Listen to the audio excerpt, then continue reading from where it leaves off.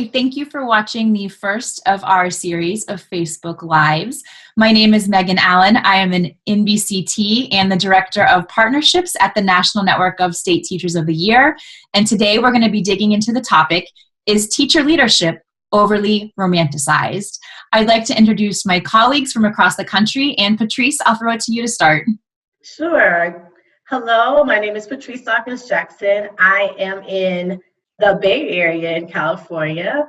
I am a Network Improvement Science Fellow at the Carnegie Foundation for the Advancement of Teaching. And my definition of teacher leadership is anyone who is willing to take the risk to disrupt the status quo for the benefit of our profession and their students. Awesome. Thank you, Patrice. Gary, I'll throw it to you. Hi, I'm Gary Aboud. I'm an ADHD consultant for middle school and high school age students near Detroit, Michigan. I guess I would say that for me, teacher leadership is all about making your own practice better, helping others to do the same, and ultimately making the profession better. I'm already inspired hearing both of your definitions of teacher leadership. Coming from Philadelphia, Zach. Hi, my name is Zach Wright. I am a 11th and 12th grade English teacher here in West Philadelphia. When I think about teacher leadership, I think about expanding a teacher's impact outside of their own classroom, whether it's to other classrooms in the building, to other schools in the district, or other schools in the country. Engaging with teachers from across the country to advance our practices and do what's best for kids. Awesome. Thank you so much, Zach. So let's jump right into it with the first question. Is teacher leadership overly romanticized? Gary, we'll start with you. Yeah, thanks so much for this question, Megan. You know, it's a really interesting way to frame it, to talk about romanticizing teacher leadership. Over the years, and I know that we are inundated almost with the phrase to the point that it loses its power, but teacher leader really became a big thing when there were fewer options for teachers to lead outside of the classroom. And so this idea of how can we lead from where we are in our schools without having to leave the classroom was really kind of that inspiration for it.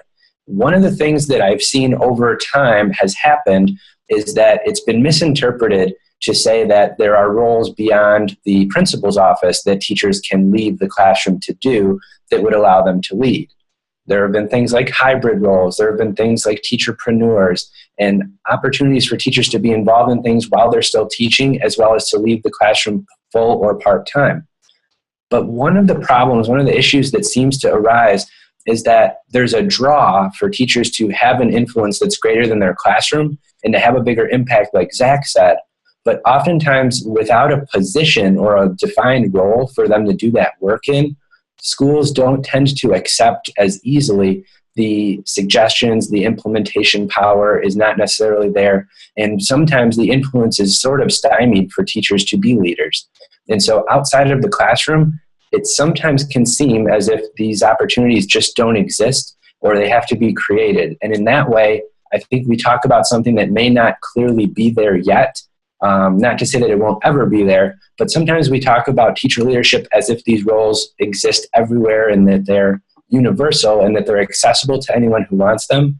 But oftentimes what ends up happening is it becomes administration, or if you're lucky enough to be in a school where they have hybrid roles, then you can do one of those. Otherwise, your options aren't as maybe wide as they seem. Thanks for getting us started, Gary. There are these cultural shifts that have to happen, and structural shifts and systemic shifts that have to happen along with teacher leadership in order for it to be successful. Thank you for bringing that up. Patrice or Zach, would either one of you like to tackle that question? Yeah, I don't know if I would say it's overly romanticized, but it definitely seems to be difficult to access.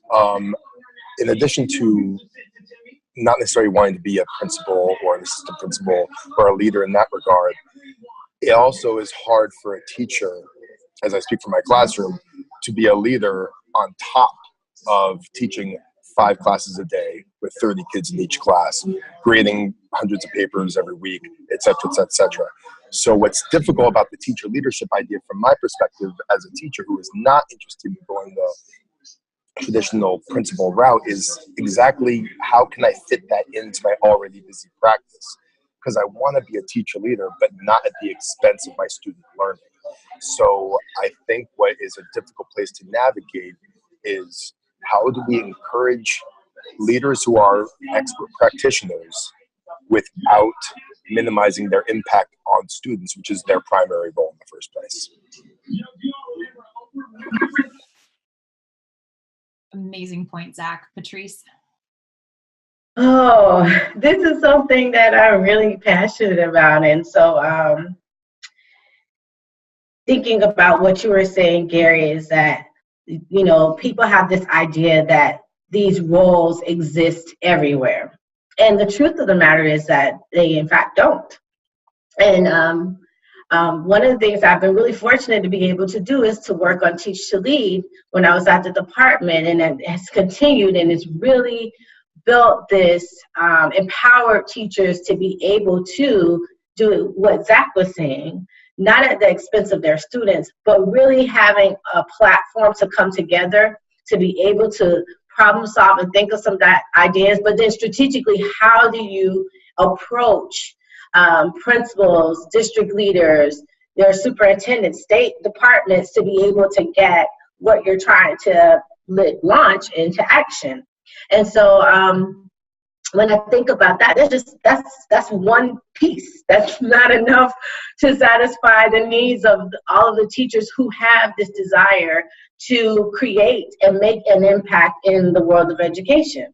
And so I think one of the things that we really need to think about is the conditions. You know, are we really putting the conditions in place as leaders, as school districts and state departments to really promote, empower, and foster and cultivate this force of teacher leaders? And when you're thinking about change, you know, if we're wanting to make the change that we would like in education, it's really important that we equip the front line that's right there with our students every day and empowering them to be able to do that work. And so I'm thinking about when we're talking with what Gary said and what Zach said is that really resonates with me around thinking about the conditions. Do we have the conditions in place to really create and cultivate teacher leaders? So Patrice, I love the way you teed that up, this idea of creating the conditions so that there are not only pathways to leadership, but that it's sustainable, successful, and doable. What might those conditions be? And Patrice, if you want to start that question off.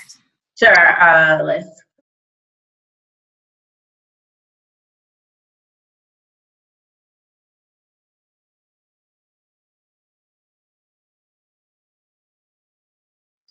And so can you hear me?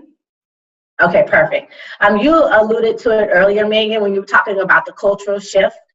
I think that is like at the heart of creating those conditions is one, and it starts one step up from just the school itself, the school environment, but thinking about the preparation of the leader itself. And so I think that if leaders have the mindset that they would benefit from having different types of expertise, different types of leaders to really help guide and distribute that leadership throughout schools and buildings, that, you know, that's a shift. A lot of times leaders are seen to be the person that's the expert, have all the power in decision making, things of that nature, and that norm has to be shifted first in order to really be able to create that condition around the culture that would help teacher leaders grow and be fostered. And I know in my own personal experience, that was what was a game changer for me. I had a principal who said, you know, this is a project that we're working on. I don't have expertise in this. This is something that I've seen that you've been able to do, and was willing to be vulnerable and tap me to help do that. So, but that was a shift. and being able to own that, I don't know, I don't have all the answers, in a setting where a lot of times leaders are revered to be the people that do. So I think that's one piece that really needs to be in place in order to help create the conditions for teacher leaders. If I could jump in on piggyback on that, I love the idea of leadership being vulnerable enough to empower teachers. I'm thinking recently to two initiatives that have been rolled out recently. One was a bottom-up initiative where English teachers got together and created this new way of engaging struggling readers to increase their ability, and it was incredibly successful, difficult but successful. And the other one was a top-down, math-driven, revolutionary curriculum that teachers felt put upon, and it resulted in less success, perhaps due to less, because teachers were doing less fidelity or whatever the case may be. But the idea of higher ups being vulnerable to release the reins for the practitioners to decide, I think is a very important point.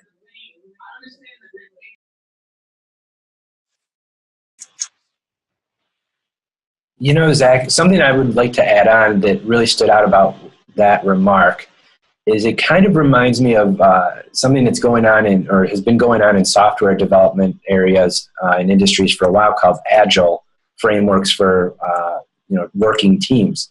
That kind of the traditional model in businesses was like a waterfall where the leaders at the top positionally made decisions, and that trickled down to all of the people at the end user stage. But the Agile framework is really allowing more kind of bottom-up decision-making, and instead of it being one direction only, it's becoming more two-directional, kind of like you described. And I think that opportunity for just having some voice and some choice in the things that go on in schools, and I guess I don't mean the sort of the ceremonial voice and choice that we have when we go to a staff meeting and everyone fills out the little survey, and then we are made to feel like, oh yeah, your opinion counts, your opinion's being taken into consideration, but we're just going to do what we're going to do anyway. But we can at least say we have your opinion. And it's not that always happens, but sometimes that does, and it's a very real situation we need to work against.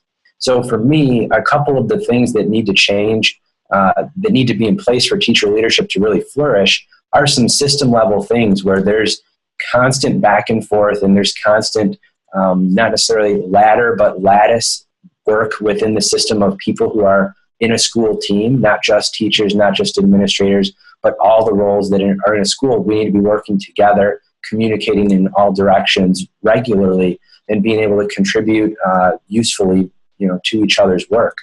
But I guess the other things that I would say are really important, back to your question, Megan, is we need to really kind of get over some long-standing norms that are in place among our teaching profession, and those would be the norms of privacy and independence.